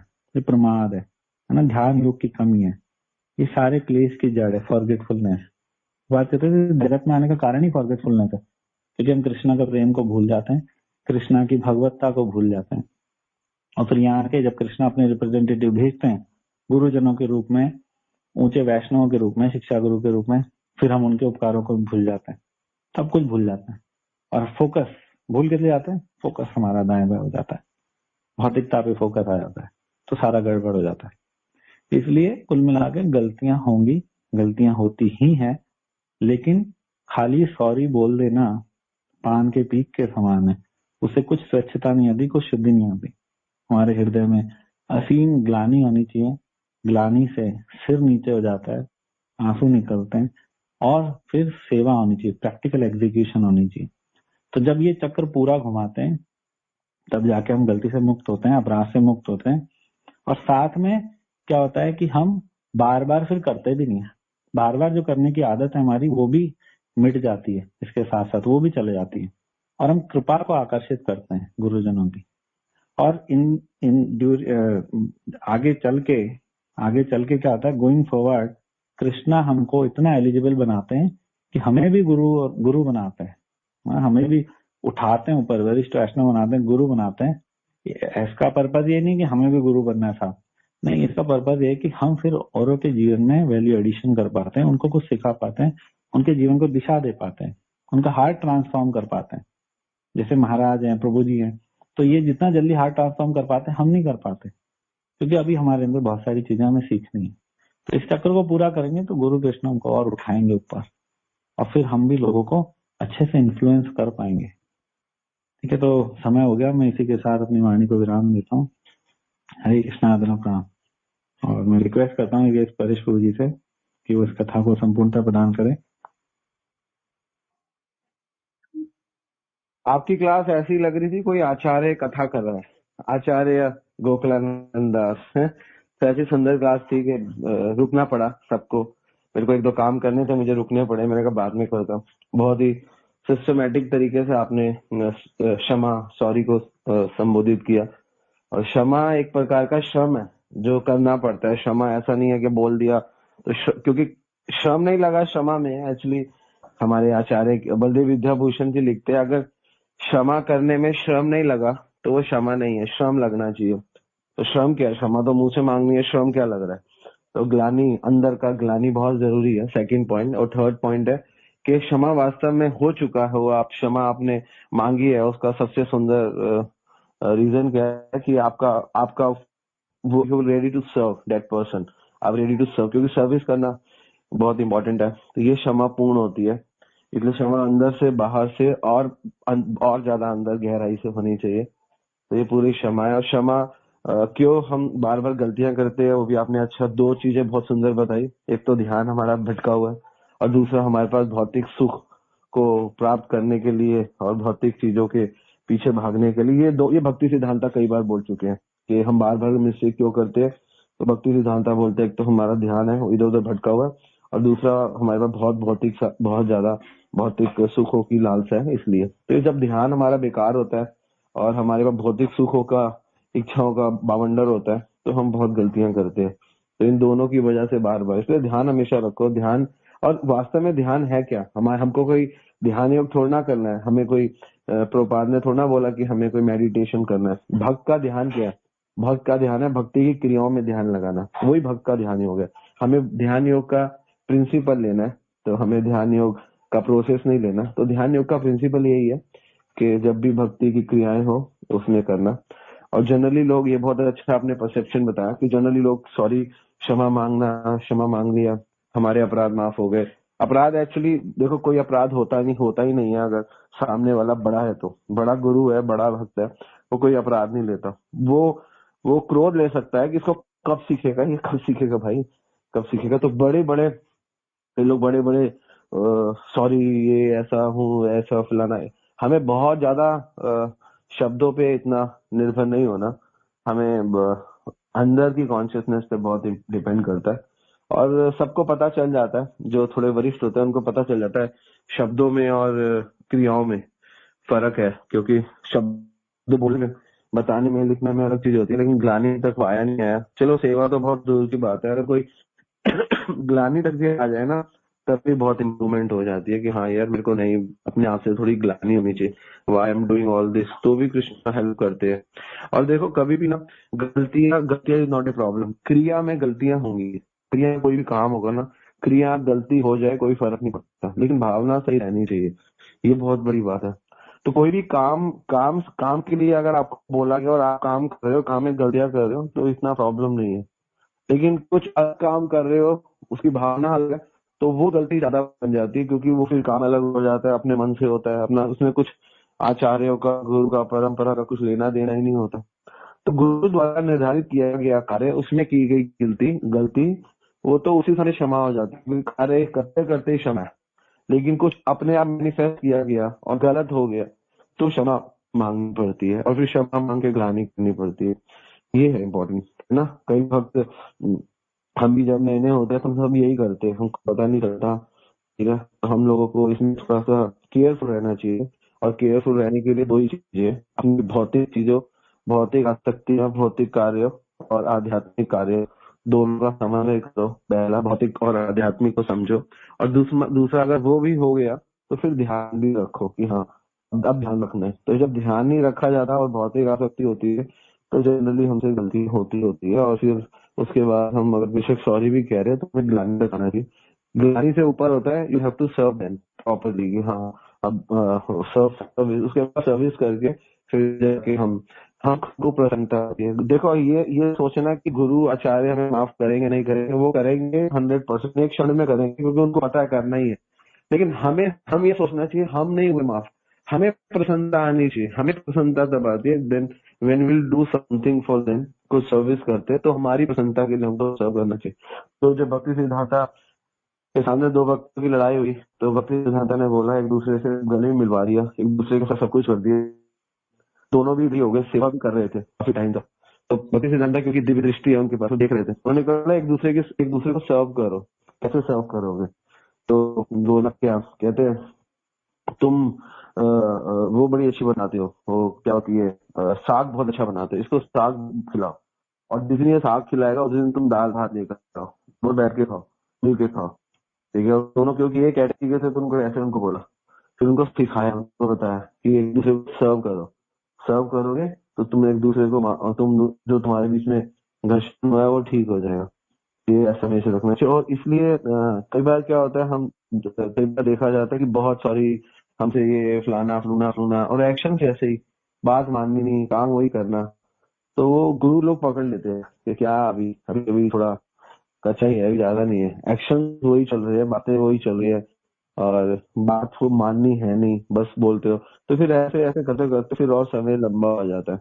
इसलिए आइडियाज होते हैं, इसलिए हमेशा ना कम आइडियाज दो, लेकिन हमेशा रुक के दो, समझ के दो, बात करके दो, और ठीक है, और फिर उसके बाद सलाह लो, और सलाह लेके कार्य करो, और कोई गलती हो जाए तो फिर कोई प्रॉब्लम नहीं है। इसलिए गुरु आचार्यों के अनुगत रह के किया गया कार्य बहुत अच्छा होता है। उसमें गलतियां हो भी जाए तो कोई बात नहीं, क्रिया की गलतियां चलेगा, लेकिन बिना अनुमति ना कुछ करने से तो कार्य भी नहीं सिद्ध होता, और अपराध भी होता है, और क्षमा भी होती भी है, लेकिन और अच्छे तरीके से करना चाहिए। तो इसलिए जब गुरु को प्रसन्न हो, जैसे महाराज कहते हैं यूथ को प्रीच करो, ये करो, क्या करो, तो कई बार ऐसी महाराज इंस्ट्रक्शन भी देते हैं, कई बार फॉलो करना मुश्किल होता है, लेकिन हमने देखा जब शुरू करने लगते हैं, फॉलो करने लगते हैं, तो चीज सरल होने लगती है। तो इसके पीछे कारण ही होता है क्योंकि गुरु की कृपा होती है, गुरु की शक्ति होती है, और गुरु की जो इतने सालों की साधना है, और गुरु का जो कृष्ण से प्रेम है, क्योंकि गुरु का एक स्वाभाविक रूप से कृष्ण से प्रेम है, तो वो प्रेम भी आता है।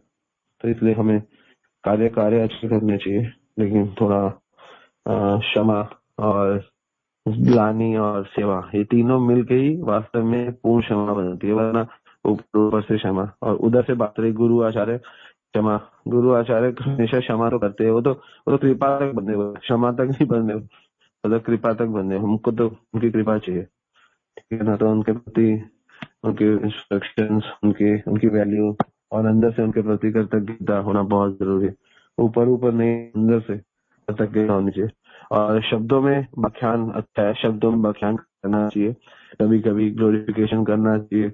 गुरु का जब व्यास पूजा हो या कोई ऐसा मंच मिल जाए करना चाहिए, लेकिन अंदर से हमेशा उनके ग्लोरिफिकेशन, अंदर से हमेशा कृतज्ञता जाहिर करते रहना चाहिए। हमने उनसे सीखा है, हमने उनके प्रति हमें पता होना चाहिए, ठीक है ना। तो ये मंच मिले तो सबको कर दो, लेकिन अगर मंच नहीं है तो अंदर से करो, लेकिन एक्शन में हमेशा करो, सिर्फ मंच पे ही मत करो। कई लोग मंचन करते रहते हैं, मंच पे स्टेज परफॉर्मर है, लेकिन स्टेज परफॉर्मर नहीं बनना, हमें डिवाइन परफॉर्मर बना, दैट इज इम्पोर्टेंट। और आपका मुझे वो थूक वाला पान वाला बहुत सुंदर लगा, इट वॉज वंडरफुल एग्जाम्पल के हमने अगर पीक कर भी दिया तो इसका मतलब ये नहीं है कि अभी हमारा मुंह स्वच्छ हो गया, बिल्कुल ठीक बात है। पान की थूक फेंकने से वो डिवाइन एग्जाम्पल, और पता नहीं कहाँ से लाता है ये गोकुल, ठीक है। हरे कृष्णा, धन्यवाद नाम, हरि बोल। हरे कृष्णा प्रभु जी, धन्यवाद प्रणाम प्रभु जी, बहुत बहुत धन्यवाद, आपने इतना सुंदर एडिशन किया, कथा को संपूर्णता प्रदान करी प्रभु जी। बस मैं कथा तैयार करने से पहले और करने से पहले यही प्रार्थना करता हूँ कि भगवान मेरे जो शिक्षा गुरु हैं योगेश परेश प्रभु और दीक्षा गुरु गुरु महाराज का प्रयोजन इस कथा के माध्यम से सिद्ध हो, बस इसी प्रार्थना के साथ प्रयास किया था। All grace to you, Prabhuji, all grace to you only. हरे कृष्णा धन्यवाद, all grace to Guru Maharaj, all grace to शिल प्रभुपाद। किसी भक्त का भी प्रश्न हो तो हम ले सकते हैं, प्रभु जी आंसर करेंगे। सुंदर। हरे कृष्णा प्रभु जी, धन्यवाद प्रणाम। प्रणव राम माता जी, हरे कृष्णा। प्रेमत प्रणाम। प्रभु जी, मेरा प्रश्न है आपसे, जैसा आपने बताया क्षमा के ऊपर, पहला क्षमा मांगना, आत्मग्लानि और सेवा। तो उसमें आपने क्लास में बताया कि डिवोटी या कोई भी जीव बेशक 2 पड़ाव पार कर ले, लेकिन सेवा भाव या सेवा नहीं कर पाता।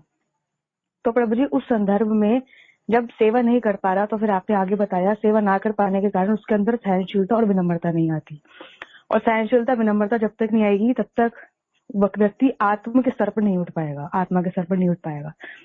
तो प्रभु जी, मेरा प्रश्न है कि वो सेवा भाव नहीं आ रहा, तो सहनशीलता विनम्रता नहीं आएगी, फिर आत्मा के स्तर पर नहीं आ पाएगा। तो इस संदर्भ में इसको कैसे समझिए, उसका क्या सोल्यूशन है? हरे कृष्णा, धन्यवाद, प्रणाम। हरे कृष्णा माता जी, प्रणव राम। तो माता जी, जब भी कोई गलती हो जाए तो डेफिनेटली ग्लानि तो होनी चाहिए, और जैसा कि आप कह रहे हैं कि ग्लानि भी कई बार हो जाती है, लेकिन सेवा भावना नहीं आ पाती। कि कई बार होता है कि हमारे ग्लानि भी हो जाती है, लेकिन लगता है कि नहीं, सेवा करने की अब कोई आवश्यकता नहीं है, या सेवा करने से हमको हमारा अभिमान कई बार पीछे खींच लेता है, रोक लेता है। तो हमें उस समय यही याद करना चाहिए कि क्योंकि मैंने अब अपराध कर दिया है, तो मैं गुरु और कृष्ण की जो प्रसन्नता, उनकी कृपा है, उनको ऑलरेडी ठुकरा चुका हूँ। अब अगर मैंने अब सेवा भी नहीं करी, इस चक्र को पूरा नहीं किया, तो फिर मैं पूरी तरीके से ठुकरा दूंगा। फिर मेरी विनम्रता भी जाएगी, और जो मैंने अर्जित करी, इतने साल माला कर करके, सेवा कर करके विनम्रता अर्जित करी, कुछ सरलता अर्जित करी, वो सब भी चला जाएगा, और धीरे धीरे सब चला जाएगा। धीरे धीरे एक गलती हुई है, फिर सेवा भी नहीं करेंगे, तो उस चक्र को अधूरा छोड़ दिया, फिर और गलतियां होंगी, फिर वापस यही चलेगा। फिर कल को धीरे धीरे आत्मग्लानि आनी भी बंद हो जाएगी। फिर हम इतने भी हो सकते हैं कि इतने वो भी खतरनाक हो जाएं कि फिर सॉरी भी ना निकले मुंह से, फिर सॉरी भी ना बोले, बस अपराध ही करते चाहे। तो ये जो है, अपराधों का इस तरह से बढ़ता जाता है, गलतियां बढ़ते जाती हैं। तो बेशक से हमारा अभिमान हमें रोकता हो, हमारे लॉजिक हमें रोकते हो, फिर भी हमको सेवा करनी चाहिए, जबरदस्ती करनी चाहिए। और वैष्णव सच में, जैसे कि प्रभु जी ने कहा, इतने कृपालु होते हैं वैष्णव, तो थोड़ा सा टच करते ही प्रेम छोड़ते हैं। हाँ, जरा सा हाथ लगाते हैं उनके, जैसे होता है ना, कुछ खिलौने होते हैं, हाथ लगाते आवाज आती है, तो ऐसे वैष्णव, जो सुंदर वैष्णव होते हैं, उनको थोड़ा सा स्पर्श करते ही वो प्रेम प्रेम देते हैं खूब। तो हमें कुछ ना कुछ उनकी सेवा पकड़ लेनी चाहिए, उनके हृदय से प्रेम ही निकलेगा, और हम, हमारे जो अपराध हैं, गलतियां, वो क्षमा हो जाएगी, और वो खुश हो जाएंगे, तो हमारी वो वृत्ति भी हट जाएगी बार बार गलतियां करने की। बाकी प्रभु जी एक्सप्लेन करेंगे। प्रभु जी आप बताइए प्लीज। हरे कृष्णा। हरे कृष्णा। चित्रा मालिनी का क्वेश्चन बहुत अच्छा है, लेकिन इसके एक नहीं, इसके 3-4 जवाब है। मैं 2-3 तो जवाब देता हूँ इसको। पहली बात, अगर सॉरी बोल दिया और ग्लानी भी है और सेवा नहीं कर पा रहे, तो इसका मतलब ग्लानी है ही नहीं। क्योंकि ग्लानी होगी तो ऑब्वियसली मन करेगा कि मेरे से गलती हुई है, मेरे को यार सर्व, आई हैव टू सर्व। तो इसका मतलब ग्लानी के स्तर तक नहीं है, ऊपर ऊपर से है, और वो अगले कुछ हफ्तों में दिखाई देगा और इस बात को लेके बोलेगा, देखो एक्चुअली ये बात ये थी, मैं आपको बताता हूँ, मैं ये था, मैं बताता हूँ, ये ऐसे हुआ था, मैं वो लीव इट, क्या हुआ था, फॉरगेट इट, है ना। इसका मतलब अभी भी लगता है कि मेरा मूड ऐसा, सीधी सी बात है, हाँ गलती हो गई, अब मुझे ठीक करना है, मुझे उसके ऊपर कोई चर्चा नहीं करनी, मुझे ठीक करना है, उस पर चर्चा हो। और जनरली पता है क्या करते थे, भक्ति सिद्धांता का क्या रूल था, जब कोई गलती होती थी, गलती की चर्चा नहीं होती थी, कभी नहीं करते थे, कभी नहीं करते थे। भूल जाओ, जो प्रोसेस हो गया बहुत है। वो सिखाने, कष्टों से सीखा जाता है, और अकेले में मनन करके उसको इम्प्रूव किया जाता है। सबसे बड़ी चीज है, अगर ग्लानी तक नहीं पहुंचे, और ग्लानी तक पहुंच गए और सर्विस तक नहीं पहुंचे, तो ढंग से ग्लानी तक नहीं पहुंचे, पहली चीज।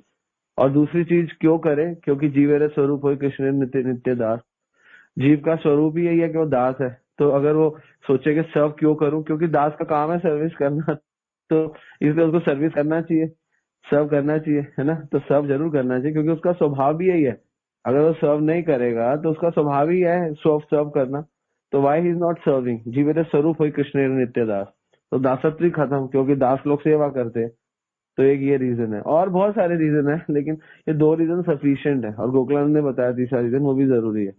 इसलिए हम लोग दास है भाई, तो दास सर्विस क्यों नहीं करेगा, और अगर गलती करिए तो अच्छी सर्विस करेगा, ध्यान से करेगा। इसलिए गलतियां होना तो अच्छा है, गलतियां होकर ध्यान बढ़ता ही है, कमी नहीं है। सॉरी बोलना इज गुड। पहला स्टेज भी जो आता है सॉरी बोलना, मुंह से मांगना, वो भी ठीक है, लेकिन अच्छा होगा जल्दी प्रगति करने के लिए कि ग्लानी हो, और जल्दी प्रगति करनी है तो सेवा उस व्यक्ति की उस पर्टिकुलर, और सेवा करने का मतलब आप समझ ही रहे हैं, यहाँ पे सेवा करने का मतलब है उस पर्टिकुलर गलती को विशेष ध्यान रूप से, जैसे आपने किसी के प्रति गलती करी और आपने उसके प्रति अंदर से भी किया, तो उस व्यक्ति को जल्दी बोलो, I want to sit with you, I want to serve you, what you want, मैं आपको कुछ खिलाना चाहता हूँ, कुछ बनाना चाहता हूँ, तो इमीडिएटली रिमूव। हाँ, अभी आपने बोल दिया और अभी चल रही है अंदर, मेरी को ऐसा था, मैंने सोचे नहीं, वो माता जी को लगता है मैं गलत था या मैं गलत थी, ऐसा प्रभु जी को लगता है, गुरु महाराज सोचते, immediately accepted, okay I want to serve you, how can I serve you and what can I offer you, खत्म, बात ही खत्म, इमीडिएटली जीरो पे आ जाती है, जल्दी आ जाती है। वो आएगी तो सही, लेट आएगी, लेकिन इमीडिएटली ले आओ। फिर वो धीरे धीरे धीरे धीरे बात बात बात बनी बतंगड़, बतंगड़ बनी पतंगड़, और पतंगड़ के बाद जाके हुआ काम। तो इमीडिएटली दास हो भैया।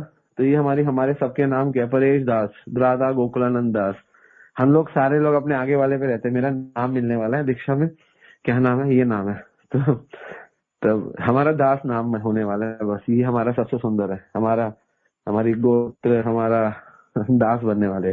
कोई नहीं सोचता, कोई खुश होता है हम दास बनने वाले, कोई एक बंदा जो एक बंदा खुश होता है ना, वो वास्तव में दीक्षा ले रहा है।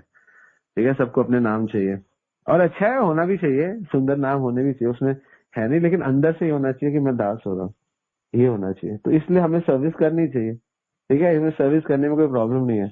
और भक्ति में उठना, वो मेरे से ऊंचा उठा हुआ है, मैं उससे सीनियर हूँ, मैं उससे जूनियर हूँ, ये सब चीजें ठीक है, इट्स गुड, जो बड़ा है बड़ा रहे, हायरार्की को मेंटेन करने के लिए।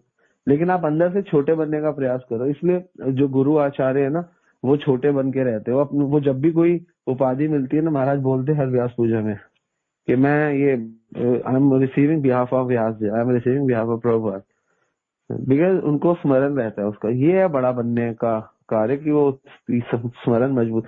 तो बड़ा भक्त कौन है, जिसका स्मरण ठीक है, और पहले तो पहले तो क्रियाएं अच्छी करो, ठीक है ना, क्रियाएं और आज्ञा पालन अच्छा करो, उसके बाद ध्यान अच्छा करो, फिर स्मरण अच्छा होगा। ध्यान नहीं होगा ना, ध्यान गड़बड़ होगा तो फिर स्मरण नहीं होगा। ध्यान की छोटी बहन है स्मरण, या छोटा भाई है स्मरण। अपना ध्यान ठीक करो तो स्मरण होगा। हम लोगों ध्यान और स्मरण एक ही चीज है, ध्यान करना किसी चीज का, ध्यान से गलती ना हो जाए, कोई स्मरण है। तो ध्यान अगर हमेशा ठीक होता रहेगा तो एक दिन कृष्ण का स्मरण हो जाएगा। हमारा ध्यान खराब है, इसलिए हमारा स्मरण खराब है। भगवान 6ठे अध्याय में ध्यान योग बोल रहे हैं, है ना। 7वें अध्याय में कृष्ण अपने बारे में बता रहे हैं, क्यों बता रहे हैं, अब मैंने ध्यान बता दिया, मेरे पे ध्यान करो। फिर 8वां अध्याय स्मरण पे ही है ना। भगवान 8वें अध्याय में बोल रहे हैं, अंत काले क्षमा में स्मरण युक्ता कले। तो ध्यान और कृष्ण और स्मरण ये ऐसे ही है। ध्यान कृष्ण पे करोगे तो कृष्ण का स्मरण होगा। तो ध्यान जब मजबूत हो जाएगा तो ही कृष्ण अपनी लाइफ में लाओ, ठीक है ना। ध्यान अगर गंदा है, हमेशा गंदा गंदा ध्यान है, और इसलिए पहले ध्यान ठीक करने के लिए बोला भगवान ने। 6ठे अध्याय तक ध्यान ठीक किया, 7वें अध्याय में भगवान का ज्ञान दे दिया, भगवत ज्ञान दे दिया, 8वें अध्याय में भगवान की प्राप्ति दे दी, स्मरण दे दिया। तो इसलिए ध्यान और कृष्ण होने चाहिए दोनों, तो स्मरण होगा। और कृष्ण की जगह कृष्ण है ना, भक्ति भक्त भगवान तीनों एक रूप, तो भगवान के भक्त तीनों एक रूप, तीनों एक रूप, तीनों भेद नहीं, तीनों सच्चिदानंद रूप, तो ये तीनों एक ही है। तो इसलिए भगवान, भक्ति और भक्त ये तीनों एक ही है। तो इसलिए भगवान का ध्यान, भक्तों का ध्यान, सेवा का ध्यान, जो भी भगवान को प्राप्त करने की विधि है उनका ध्यान, भगवान भक्ति भगवान तीनों एक रूप, तीनों में से किसी का भी ध्यान होते हुए आपका स्मरण। तो इसलिए आप लोगों को क्यों करनी चाहिए, क्योंकि आप दास हो, इसलिए हमको करनी चाहिए सेवा। और ग्लानी के स्तर पर आ गए, सेवा पर नहीं आए तो आप ग्लानी पर नहीं आए हो। हम ग्लानी पर नहीं आए, ग्लानी पे आते ही सेवा करेंगे, ठीक है। हरे कृष्ण। अद्भुत आंसर दिया प्रभु जी आपने। कोई प्रश्न है किसी भक्त का तो हमें आप पूछ सकते हैं। तो जी क्षमा मांगने की, तो क्षमा मंगवाने की भी सोच होनी चाहिए। Should we also expect people to say sorry when they are wrong. तो जितना ज्यादा आप ये एक्सपेक्टेशन रखेंगे उतना ज्यादा आप परेशान होंगे। और क्यों एक्सपेक्टेशन रखनी है, आपको अपना काम पे ध्यान रखना है कि कोई गलती है आपने क्षमा कर दिया, चाहे वो मांगे ना मांगे, ये उसका मैटर है ना। अब कैसे आप किसी को सिखाएंगे, मतलब सिखाना बहुत बड़ा भागीरथी कार्य है। तो ये अक्सर कहते हैं कि खुद को ठीक करना, खुद में गुण लाना इजी काम है, वो हम करते नहीं है। और दूसरे को सिखाना, दूसरे को करवाना चीजें सबसे टफ कार्य है, वो हम करते हैं। तो उस पे हमने उसका बीड़ा उठाया हुआ है, तो इसलिए हम दुखी रहेंगे हमेशा। तो अगर हम एक्सपेक्ट करेंगे सॉरी तो फिर तो अपने आप के लिए दुख मोल ले लेंगे बहुत बड़े। एक्सपेक्टेशन तो किसी चीज की होनी ही नहीं चाहिए एक आइडियल लेवल पे। और सॉरी की तो बिल्कुल ही मत करो। बाकी प्रभु जी एक्सप्लेन करेंगे। प्रभु जी हरे कृष्णा धर्म प्रणाम, बताइए प्लीज। एक्चुअली गुरु एक्सपेक्ट करता है कि शिष्य गिरे और सॉरी मांगे और समझे, लेकिन हमें ये एक्सपेक्ट नहीं करना चाहिए कि हमसे कोई सॉरी मांगे और हमें कोई नहीं। लेकिन अगर आप चाहते हो कोई आपसे क्षमा मांगे और आप उठाना चाहते हो, आपका उस पर अधिकार है, तो आप चाह भी सकते हैं, इसमें प्रॉब्लम भी नहीं है। लेकिन आपको उसके पीछे आपकी कॉन्शियसनेस क्या है वो इम्पोर्टेंट है। अगर आपकी कॉन्शियसनेस है हाँ मैं बड़ा हूँ मैं बड़ा हूँ, वो नहीं। अगर आप वास्तव में चाहते हो कि एक बार गिरे जिससे इसका कल्याण हो, ये उठेगा तभी। स्वार्थ नहीं होना चाहिए आपका, कपट नहीं होना चाहिए, और सामने वाले को उठाने की नियत होनी चाहिए। तीनों चीजें होनी चाहिए। स्वार्थ नहीं होना चाहिए आपका, आपके अंदर कपट नहीं होना चाहिए, और आपके ऊपर कल्याण, आपके अंदर कल्याण की भावना होनी चाहिए। तो अच्छा है। तो आप ऐसा करो कि हाँ कि मांगे वो सॉरी। गुरु चाहता है कि गिरे, है ना। तो प्रभात जी ने तो करके दिखाया, पैर छू मेरे, पैर से नीचे झुक, जस्ट बो डाउन बो डाउन। उनको पता ही नहीं बेचारों क्या करना है, कह रहे टच माई लेग। और वो प्रभात जी को देखते थे, टच करते थे। प्रभात जी ने सिखाया ना उनको सॉरी बोलना। ये सॉरी बोलना, गिरना उठना, इसलिए नहीं कि प्रभात जी को कोई मान चाहिए, क्योंकि प्रभात जी को इनको गुरु बनाना है। इसलिए हम लोग क्यों कहते हैं कि थोड़ा सा समय कल्चर हो, क्योंकि आप जितनी बार झुकोगे, दंडवत करोगे, कृष्णा सब नोट करते हैं भाई। जितना आप झुके हो उतने से ज्यादा लोगों को झुकाएंगे आपके नीचे। चिंता मत करो, कृष्णा रखते नहीं है।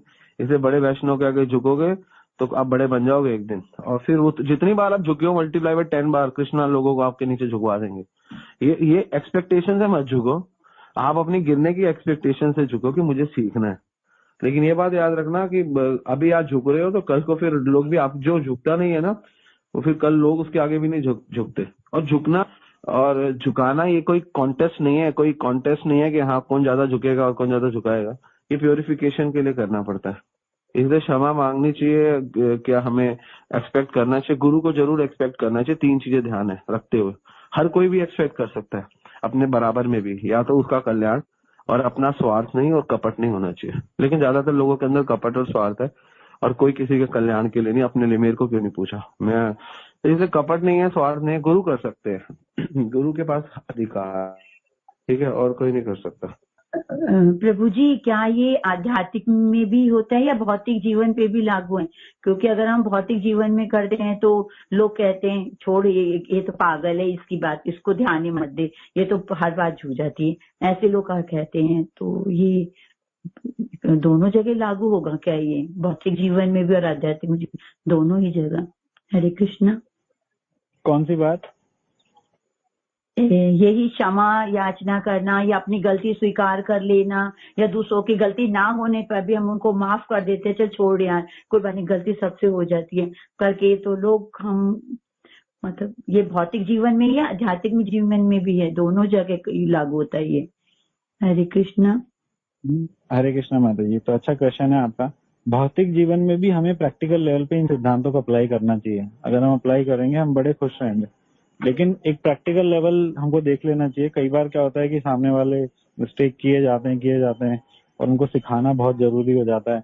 कुछ हमारे आश्रित लोग हैं, जैसे माता पिता को चाहिए कि वो बच्चे को हर गलती पे डांटे, है ना। टीचर्स को चाहिए कि वो स्टूडेंट्स को हर गलती पे डांटे।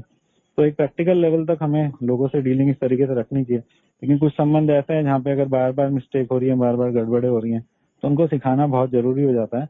और कई बार एक बाहरी तौर पर क्रोध प्रदर्शित करके भी उनको सिखाया जाता है, ताकि वो समझ जाए, चीजों को सीख लें। तो जी आप थोड़ा सा बताइए प्लीज। हरे कृष्णा। एक्चुअली ये बहुत नेचुरल है। जब कोई आध्यात्मिक सुधरता है ना, वो भौतिक सुधरता ही सुधरता है। ये बड़ा नेचुरल है। तो ये बहुत स्वाभाविक हो जाता है। जब कोई भक्त बनता है ना, तो उसको कई बार किसी को भी करने लग जाता है। एक बार क्या हुआ, जब भक्ति में नहीं आया ना, मैं अपना एक एक्सपीरियंस शेयर करता हूँ। बहुत सुंदर था कि जैसे पैर छूना, यहाँ पे दंडवत करना बहुत ज्यादा होता था शुरू शुरू में, और एकदम से इंटरचेंज हुआ, बिल्कुल सब कुछ चेंज हो गया, ग्रास्प बदल गया, बड़ों का सम्मान। तो एक बार मैं फंक्शन पे गया, तो कुछ लोग मेरे से छोटे थे, मैंने उनके भी पैर छू ली। तो जा रहे कह रहे क्या कर रहे हो आप, क्या कर रहे हो? मैंने कहा अच्छा, मतलब स्वाभाविक हो गया। तो कई बार ना, अगर आप आध्यात्मिक उन्नत होते हो तो छोटों के भी साथ थोड़ा भूल जाता है क्या हो गया। वो आप लाइन में लगे रहते हैं 5 लोग, 5 को दंडवत किया, पैर छू, छठा वो होता है तो उस समय दिमाग काम नहीं करता, क्योंकि उस समय आपका फोकस है कि हाँ will have to give them respect, हमको उनको इज्जत देनी। तो ऐसा हो जाता है कई बार। तो जो स्वाभाविक, अगर आप में आध्यात्मिक चेंज आएगा तो केवल आध्यात्मिक चेंज नहीं आएगा, आपका भौतिक चेंज भी आएगा, और ये कई बार ये अच्छा चेंज है। हाँ, तो कई बार आज्ञा पालन। और एक बार क्या हुआ, अपना एक्सपीरियंस एक और शेयर करने को, महाराज ने बोला आप अपना कंप्यूटर ले आओ। कुछ महाराज ने डाउनलोड कराना था, क्योंकि हम एडिटिंग के लिए जाते थे। तो मैंने महाराज को बोला महाराज कंप्यूटर ले आओ। मैं हमेशा लैपटॉप में डाउनलोड हो जाता है। महाराज कहते आई सेड कंप्यूटर लेकर आओ। मैंने बोला अच्छा। मैंने कहा जानवा महाराज ने कंप्यूटर के लिए बोल रहे हैं, पता नहीं क्यों। कहती लैपटॉप के लिए बोला होगा। मैंने बोला महाराज कंप्यूटर बोल रहे हैं। तो उस समय ये 7-10-12 साल पुरानी बात है। तो फिर हमने दोबारा बोला महाराज कंप्यूटर। महाराज कहते मैंने बोला ना पूरा कंप्यूटर ले, पूरा भी बोल दिया। तो ऐसे करके तो हम पूरा कंप्यूटर, सीपीयू और सब कुछ लेके चले गए, स्क्रीन और ये। फिर महाराज कहते ये क्या ले? मैंने बोला महाराज आपने बोला पूरा कंप्यूटर ले आओ। महाराज कहते हैं अरे भैया तुम्हारे पास लैपटॉप नहीं है? मैंने बोला महाराज है। मैंने तो वो बोला था। मैंने बोला महाराज वही तो मैं पूछ रहा था आपसे, मेरी हिम्मत नहीं हुई। आपने एक बार बोला, मैंने बोला महाराज लैपटॉप ऐसे बोला। आपने बोला नहीं पूरा आपने। महाराज ने बोला, लेकिन मैंने ऐसी चीज को महाराज के सामने प्रिटेंड नहीं किया, मैं चुप रहा। बोला महाराज ने कंप्यूटर ही था, और मैंने महाराज को बोला था कि लैपटॉप। महाराज ने शायद सुना नहीं या इग्नोर कर दिया। फिर जब हो गया प्रोसेस कंप्यूटर में, महाराज ने कहा क्या ये सारा इतना खलेगा। नीचे से एक दो उनके यशोदानंद प्रभु के घर के उनके लेबर को बुलाया, सीपीयू उठाओ, ये उठाओ, वो उठाओ। फिर महाराज ने जब कर लिया ना तो दे दिया। महाराज ने बाद में पता क्या बोला, ओबीडियंट दैट इज कॉल्ड। हमारे बड़े खुश हुए। वैसे तो गलती हो गई हमसे, तो इसलिए हम लोग जब किसी को फॉलो करें ना तो ज्यादा दिमाग ना लगाए, बस गलत है सही है तो पूरा का पूरा। तो इससे क्या फील होता है, इससे फील होता है कि आप लोगों को जितना समझ में आए गुरु की बात। एक बार और महाराज ने बोला श्याम सुंदर प्रभु और मुझे कि हमें बलदेव प्रभु के यहाँ पे प्रोग्राम करना है। उनका 4 फ्लोर का मकान था, मुझे याद है। ग्राउंड फ्लोर पे प्रसादम बनेगा पार्किंग में, फर्स्ट फ्लोर पे कथा होगी, सेकंड फ्लोर पे कीर्तन होगा, और ऐसे करके छत पे प्रसादम होगा। और उस समय महाराज हमारा कॉन्ग्रेगेशन इतना बड़ा नहीं था। हमने महाराज की बात को एज इट इज मैंने और श्याम सुंदर प्रभु ने शुरू किया। और हमने जब महाराज अमेरिका से लोड किया है, क्योंकि मार्च में, तो फिर महाराज को बोला महाराज फर्स्ट फ्लोर पे ये होगा। सर महाराज ने एकदम से डांट लगाई, परेश आर यू नॉनसेंस? मैंने बोला what happened Maharaj, is it feasible? First floor पे ये होगा, सेकंड फ्लोर पे ये होगा, थर्ड फ्लोर पे ये होगा, हाउ इज इट पॉसिबल? मैंने बोला महाराज यही तो हम सोच रहे थे कैसे। तो तुम्हारे को दिमाग किसने दिया ये? मैं तो बोला नहीं कि महाराज आपने बोला था। हम चुप रहे। ठीक है हम चुप रहे। हमने कहा ठीक है महाराज सारी गलती होगी। महाराज कहता फटाफट, अब हफ्ता 10 दिन बचा है, फटाफट यहाँ पे टेम्पल ऑर्गेनाइज करो, वहीं पे करेंगे। फिर हमने वहीं पे किया। तो इसमें क्या है ना, हमको जो महाराज ने पहले बोला हमने वो किया, महाराज ने फिर बाद में बोला फिर वो किया। कई बार गुरु चेक करते हैं, जान के ऐसा बोलते हैं, देखते हैं शिष्य क्या करते हैं। कई बार कृष्णा गुरु के मुख से ऐसा करवाते। तो ये डिपेंड करता है। इसलिए जब आप में चेंज आता है ना, तो आध्यात्मिक भौतिक सब चेंज आता है इकट्ठा। ये नहीं है कि आप में एक बार भौतिक चेंज आएगा, एक बार आध्यात्मिक चेंज आएगा। जब आप आध्यात्मिक उन्नत होगे तो भौतिक भी चेंज आएगा, आपका भौतिक संसार के लोगों के साथ भी चेंज आएगा। फिर आपको दिखने लगेंगे, जो भौतिक संसार के लोग कनिंग है वो कनिंग दिखने लगेंगे, भौतिक संसार के लोग आपके फेवरेबल है, आपको फेवरेबल दिखने लगेंगे। और फिर आप सही देख पाओगे, क्योंकि आपके पास नॉलेज है। नॉर्मल लोग नहीं देख पाएंगे, आप देख पाओगे। फिर आप उसके साथ वैसा ही व्यवहार करोगे जितना जरूरी है। ठीक है, तो ये आध्यात्मिक चेंज एक बहुत बड़ा चेंज होता है। तो उससे भौतिक चेंज भी बहुत सुंदर होता है और आध्यात्मिक चेंज भी बहुत सुंदर होता है। तो इसलिए आप सोचो कि हमें भौतिक में चेंज होना है, वो नेचुरली जो हो रहा है उसको होने दो, आप आध्यात्मिक चेंज हो जाओ। ठीक है ना। एक क्लास ली थी बैलेंस की, आई थिंक जानवा ने, कि कैसे लाइफ बैलेंस करे। अरे लाइफ आप स्पिरिचुअली एनहेंस करो, मेटेरियली बैलेंस हो जाएगी। मेटेरियली इनबैलेंस हो रखी है, बहुत ज्यादा घुसे हुए आप मेटेरियली। स्पिरिचुअली इंक्लाइन हो जाओ, मेटेरियली बैलेंस ही रखना है। हम लोग क्या करते हैं, स्पिरिचुअल और मेटेरियल बैलेंस बनाते हैं, ये नॉनसेंस है। आप स्पिरिचुअली बढ़ जाओ, मेटीरियली जगत को बैलेंस में रखो और स्पिरिचुअली बढ़ो, वो सबसे बड़ा बैलेंस है। ठीक है, तो इसलिए कैसे होगा कि आध्यात्मिक और उन्नत होना पड़ेगा। आप आध्यात्म के बारे में सोचो, आप अपने बारे में सोचो, आप सेल्फिश हो जाओ, आत्मा के बारे में सोचो बस। फिर उसके बाद देखो आपको डीलिंग, आपको अपने आप ही कृष्णा ही गाइड करेंगे कि कैसे उनके साथ डील करना है। ठीक है ना। हरे कृष्णा। प्रभु जी, आध्यात्मिक इंसान तो समझ जाता है, पर भौतिक इंसान नहीं समझता।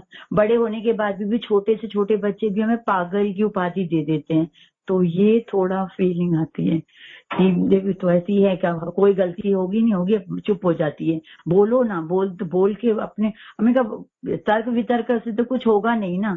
हम उनको समझाने की कोशिश करते, नहीं जो सही है बोलो, बट इसलिए थोड़ा अलग लगता है प्रभु जी।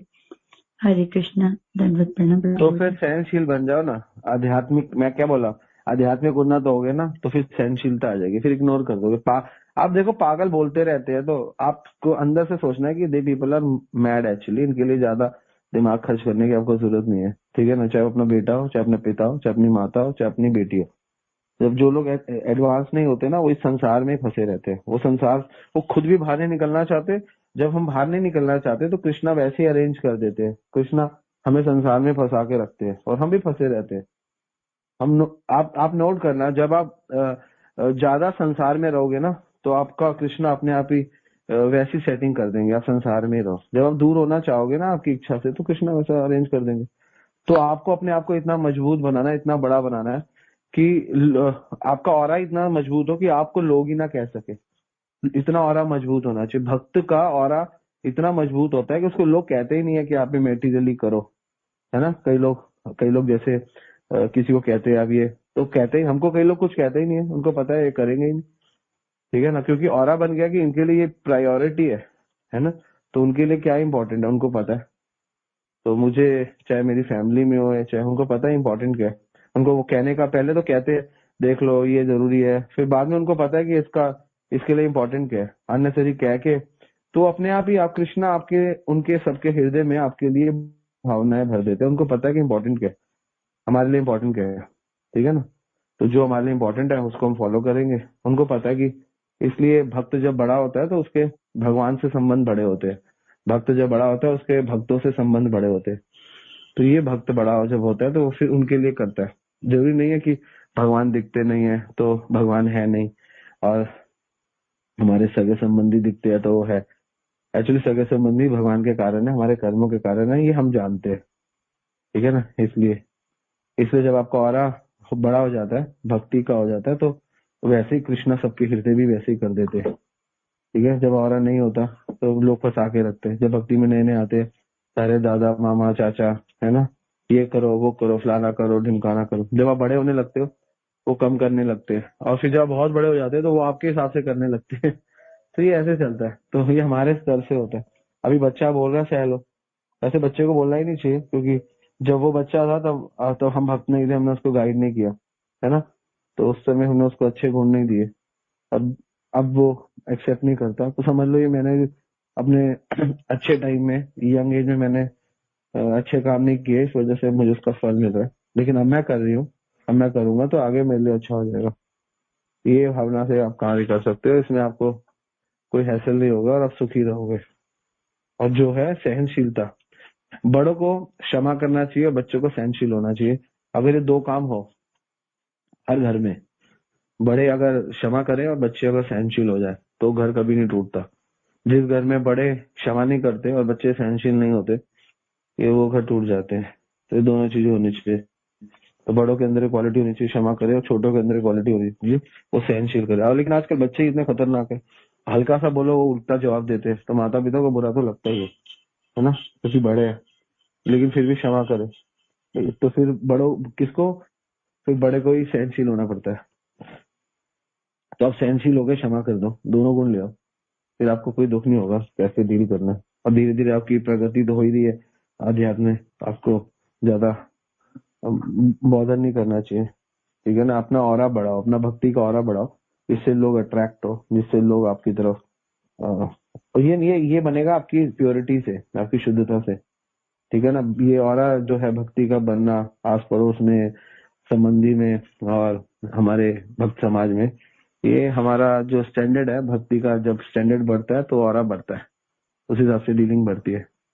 मुझे गोकुलानंद कह रहा था कल, पहले मम्मी बहुत मना करती थी, अब मम्मी सपोर्ट करती है। अब तो रोज क्लास करो तब भी मम्मी कुछ नहीं कहती।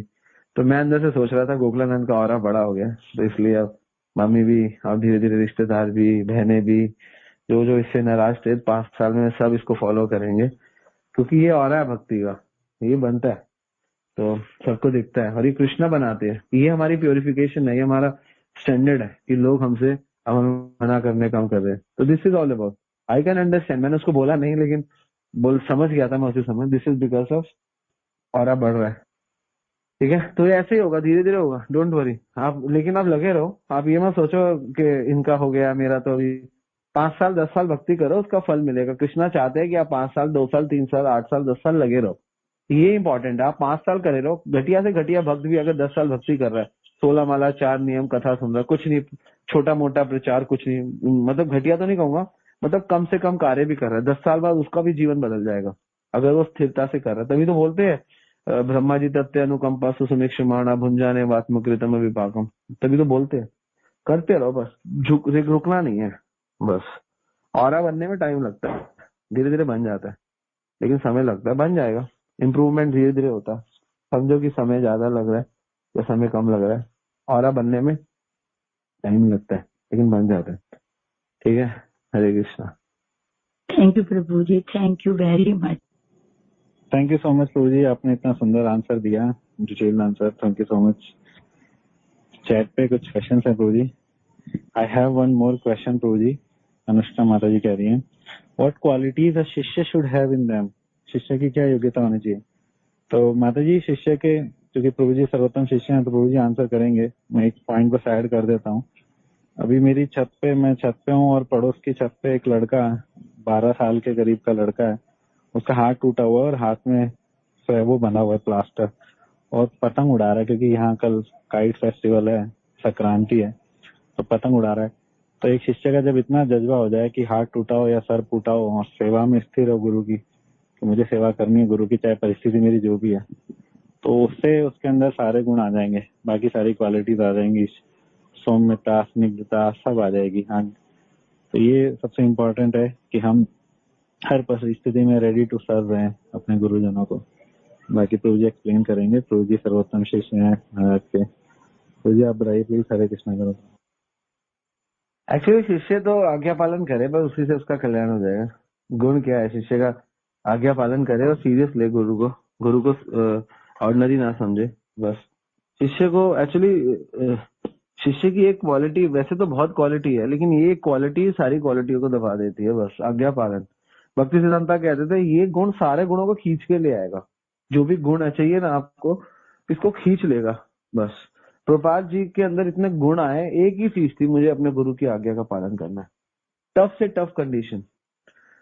तो ये होना चाहिए दिमाग में, और ये बहुत सुंदर विचार है। एक्चुअली ये विचार नहीं है, विचारधारा है, ये धारा की तरह बहती रहनी चाहिए। सब कुछ ना अपने आप होता है एक्चुअली, है करण करावे आपे आप, पंजाबी में कहते हैं कि सब कुछ होता है। ये विचारधारा चाहिए। जब हम क्रिकेट खेलते थे ना, तो मेरा पैर अगर मुड़ा भी होता था ना, तो मैंने कोच को नहीं बताता था, क्योंकि मैं बताऊंगा तो वो कहता था चलो बैठ जाओ, अब बैटिंग आप फील्डिंग कर ली, पैर मुड़ गया, थोड़ा बहुत तो चल ही रहे ना, तो धीरे धीरे पैर को दबा के चले जाते थे क्रीज के ऊपर। और क्योंकि बैट हाथ में होता था, है ना, तो हम चुपचाप 2-3 चौके वोके मार लेते थे, खड़े खड़े ही खेल लेते थे, नहीं भागते थे। तो भागते थे तो धीरे भागते, कह रहे हुआ, मैंने बोला अभी अभी क्रैम्प आया है, अभी ठीक हो जाएगा, खेलते थे। तो क्योंकि शौक इतना होता है ना, जब पतंग उड़ाने का जो शौक है ना, जो संसारिक शौक है, अगर यही शौक आध्यात्मिक हो जाए तो बहुत ही आनंद आ जाए। तो ऐसा चलता है। तो ये कुछ नहीं कर सकते, तो लेकिन हाँ ये डिटर्मिनेशन अच्छा है कि अगर ये गुरु की सेवा के लिए आ जाए टूटे फूटे। और ऐसे कई भक्तों ने किया है, ऐसे टूटे फूटे बहुत भक्त हुए जिन्होंने किया, ठीक है ना। ये नहीं है कि नहीं, अर्जुन ने तो पूरी गीता ही टूटे मन से ही युद्ध करना शुरू किया, लेकिन अर्जुन ने भगवान की आज्ञा को मानते हुए किया। अर्जुन तो टूट गया था, मन से टूट गया था। देखो तन से टूटना और मन से टूटने में बहुत फर्क है। तन से कोई टूट भी जाना कोई फर्क ज्यादा नहीं पड़ता, मन अगर मजबूत हो तो कुछ भी कर सकता है। लेकिन जब मन से टूट जाए ना, तो फिर कोई तन ठीक भी हो तो काम होते नहीं है। इसलिए अर्जुन का जो कंडीशन थी वो बेटर थी, क्योंकि कृष्णा साथ थे। लेकिन हमारी भी कंडीशन बहुत बेटर है, हमारे पास अर्जुन की तरह गीता साथ है। तो एक तो अर्जुन के पास कृष्णा थे और कृष्ण का गीत था, हमारे पास वही गीत गीता के रूप में।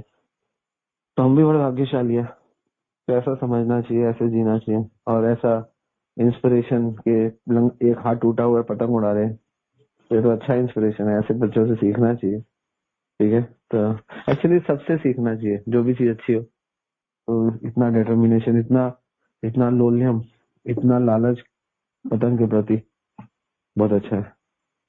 ठीक है। Hare Krishna. Thank you so much प्रभु जी for wonderful addition. Hare Krishna. धन्यवाद।